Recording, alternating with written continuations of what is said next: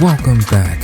So what is they/them all about so far? This goes all about, well, you know, gay bathhouses and it's all about round-the-clock sex. It's all, come on, man. Oh yeah, and I guess it's a horror movie as well. If somehow the YouTube algorithm blesses this video and I don't need to spend hours re-editing and downloading it because it keeps choosing a new part to copyright, then I would recommend watching part 1, because just like me sticking my wiener in your mother's buns, I'm just gonna get right into it. Previously on Say them pronouns. Get dressed. It's time to play. Here we go again. So camp counselor Zane wakes up the guys and we cut to all the campers blindfolded and handcuffed wearing Harry Potter robes in the woods at midnight. Now this is obviously a little sus, yet this is the point where the movie drops any form or attempt at subtlety. Kevin Bacon rambles on about trust, pairs them up and tells them to stay here till morning. What? Do you have a problem with that? No, sir. Unlike Jordan, I do have a problem with this. It's an exercise meant to build trust, yet prior to this we aren't really shown any of these people having trust issues. Like I said in the last video, everyone except Closet Jock Guy gets along. The only trust issues here are against the counselors themselves. Sure, the Geneva Convention has some protocol about this. Well, the next time I'm in Switzerland, I'll ask them.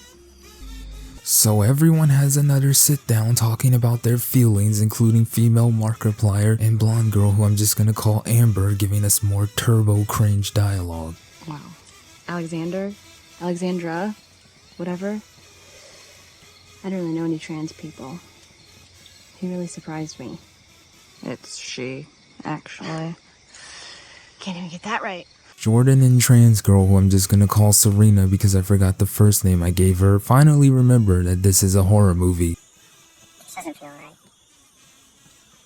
This whole place. It's a gay conversion camp. Nothing about it's right. I know, but I would understand it a whole lot more if there was a lot more Bible thumping and queer bashing. But there's no. That's what scares me.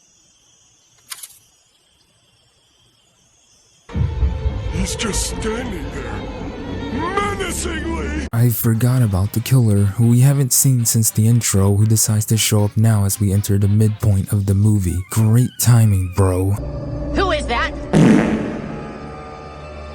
Next day, Jordan has a laughably serious sit down with a woman I'm just gonna call Karen, basically trash talking him for being gay. Your life is nothing. You serve zero purpose. You should kill yourself now and give somebody else a piece of that oxygen and ozone layer that's covered up so that we can breathe inside this blue trap bubble. Because what are you here to worship me? Kill yourself. What is the point of this scene? Well, I guess to just go further with being mask off about how evil the counselors are. You know, more forced drama because it's not like we have a killer or anything. The movie is hyper focused on making the counselors the real bad guys. This depresses Jordan, so him and Serena talk about how hard it is being gay together. Then Serena randomly starts singing and we get quite possibly the most cringe tonal whiplash scene in the whole movie, where everyone breaks out into some camp rock Disney tier musical number, singing Perfect by Pink.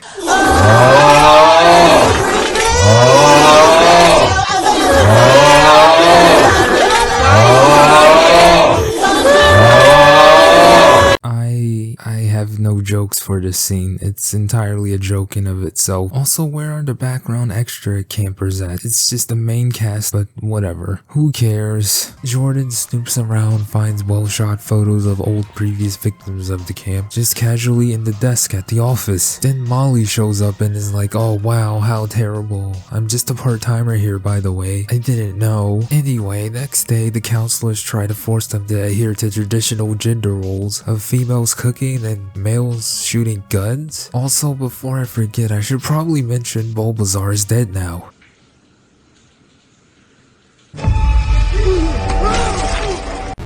Glad that our slasher is at least not AFK near the ending act of the movie, but they are a little suspiciously selective over who they decide to kill. RIP Bulbasaur, he was too straight for this movie. He's sick. What? know a dog got sick to walk like that.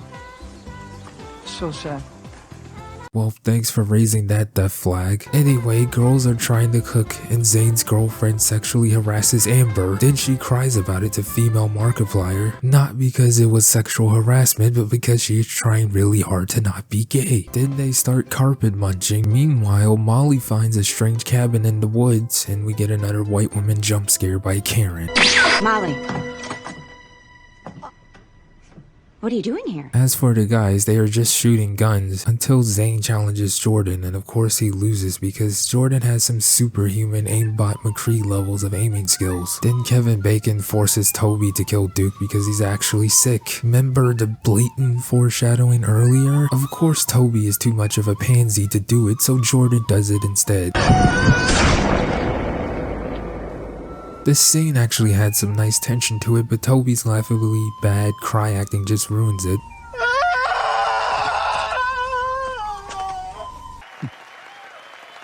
Acting. R.I.P. Duke, the best character in the movie. No, I'm not gonna sit here another hour. I'm gonna walk my ass into town and get the fuck out. It's a long way through the forest.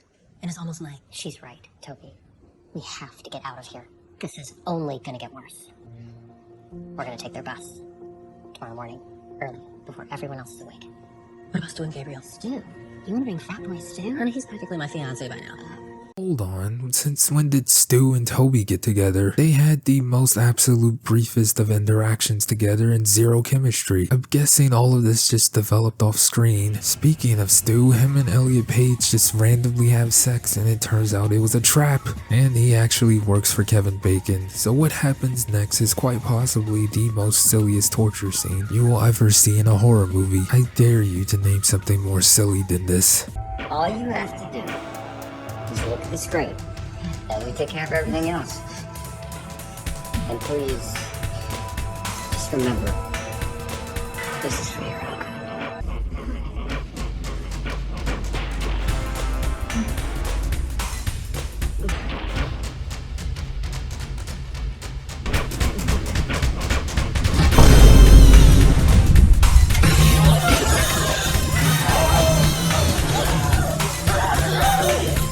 Yep, that is right. He is forced to look at Google images of male and female models, and if he gets an erection over a male image, he gets electrocuted. This procedure is apparently what also made Zane stop being gay. God, I just can't. It's electrocuted for getting a boner. Come on, man. Sorry about that. My brain is melting over how silly this is. I usually try to remain stoic, but I have no witty remarks, no jokes. It is what it is. Immediately after torturing Stu, Zane is having sexy time with his girlfriend while looking at images on his phone of her. Now, I think this is what Logan thinks straight couples do in bed, but fellas, I've never had a girlfriend and I don't think I ever will. But is this normal? Like, I'm just laughing while thinking of having to look at sexy anime girls in order for me to get it up in bed.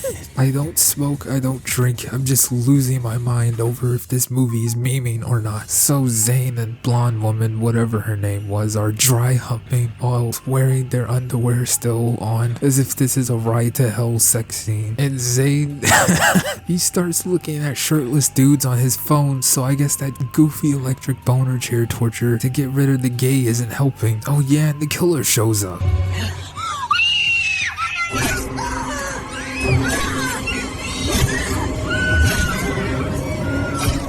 Yet another boring cliche of the killer teleported into the room to kill two people having sexy fun time. Notice how the killer was completely absent during the two gay sex scenes. And the only one that is sort of straight is the one where somebody gets murdered. So Bulbasaur, Duke, Zane, and his GF are now dead. And I guess we could add Elliot Page to that list because he gets captured by the killer and put in the goofy electric boner killing chair. Wow, now our killer is deciding to 100% let's speedrun these deaths at the third final act of the movie. Well, better late than never. Let's just get this over with. Female Markiplier and Amber find the dead body sitting there in the cafeteria. How did the killer have enough time to set this up? Don't know, don't care. Everyone freaks out. Molly tells them to go get their stuff and meet back here. Kevin Bacon sends Karen to go get the gun so they can defend themselves. Toby finds Stu and he's okay. The killer kills Karen. We get more cringe dialogue. Honey, please. I'm a black transgender woman.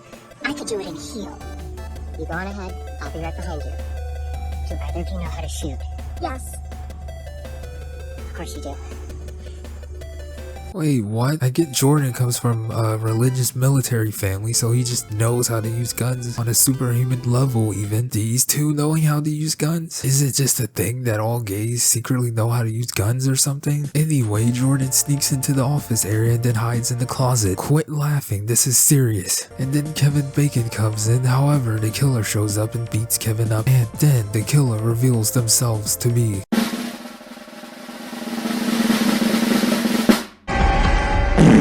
whoa guys, it's Molly. Who would have guessed that the only new counselor member that isn't cartoonishly evil like the others, and the only one who sympathizes with the campers, would be the imposter. Wow, I'm so shocked. So she just rambles on about being a previous victim of the camp. Who cares?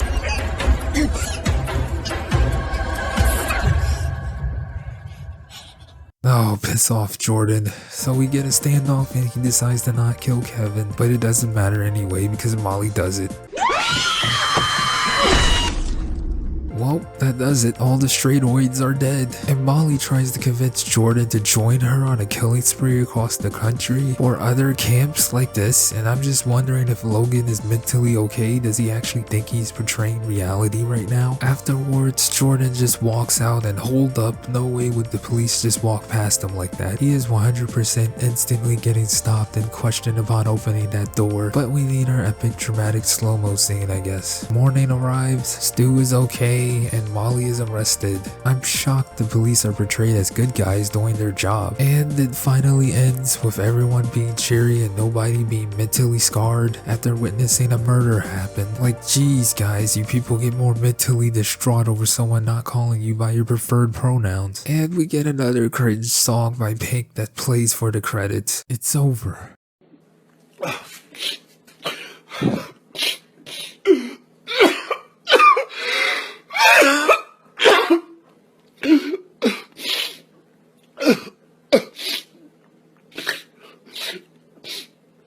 Thank God.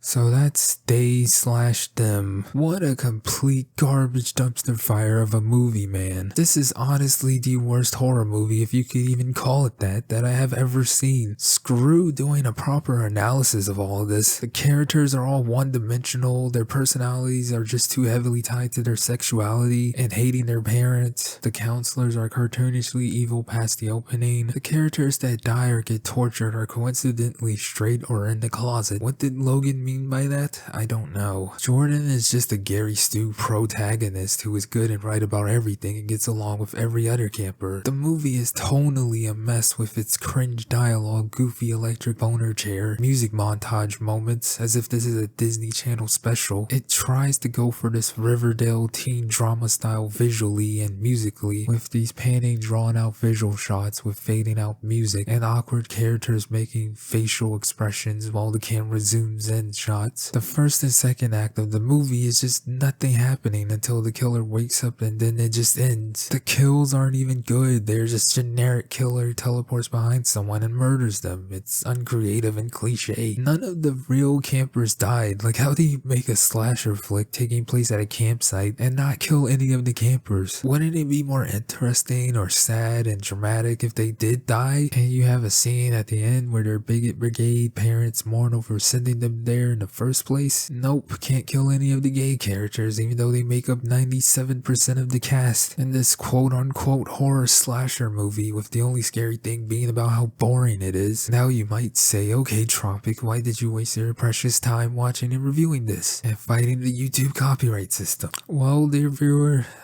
this review is just pure cope for the time I wasted watching this trash. As for why I watched it in the first place, I thought the title and description was so goofy I lit my my curiosity get the best of me. I'm sure most of you already knew about this movie. No, I'm just kidding. Nobody liked or even watched this. I am probably the only person on earth that has seen this thing twice, and I just had to share it because I have no friends to riff on bad movies with, and this is about as close as I can get to that experience. This thing doesn't even deserve a rating. It's a movie that really makes you feel like you're wasting time. I consider this to be the worst movie in 2022 that I've watched. They, them, more like poo poo pee pee. My pronouns are I'm done with life. I'll see you whenever I see you. Goodbye.